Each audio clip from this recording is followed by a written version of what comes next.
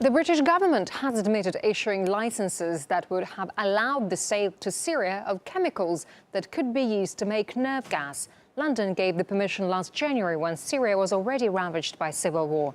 Oshie Sarafat has the details.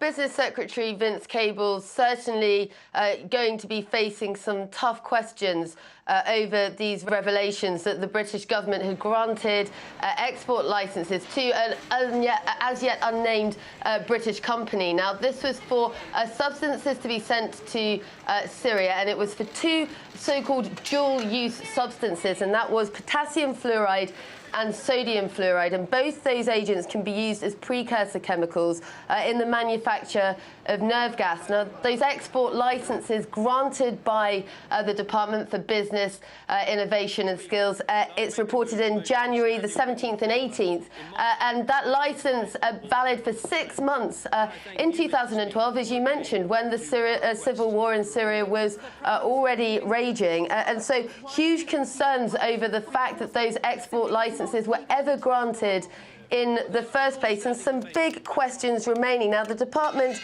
has come back and said that it had assessed over whether there was a risk that that could be used for internal repression.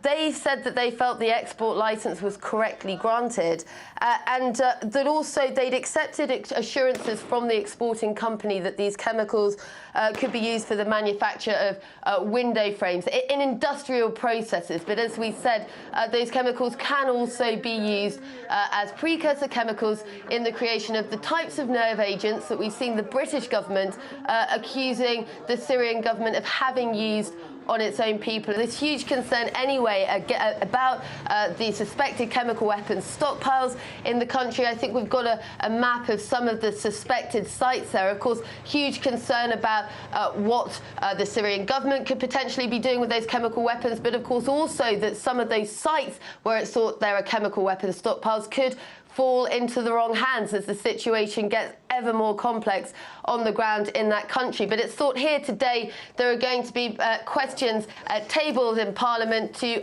really run through and scrutinise exactly how these licences for chemical weapons, for chemical agents that could be used in the types of weapons that the Syrian government are being accused of using on their own people, were granted for a British company to send to Syria.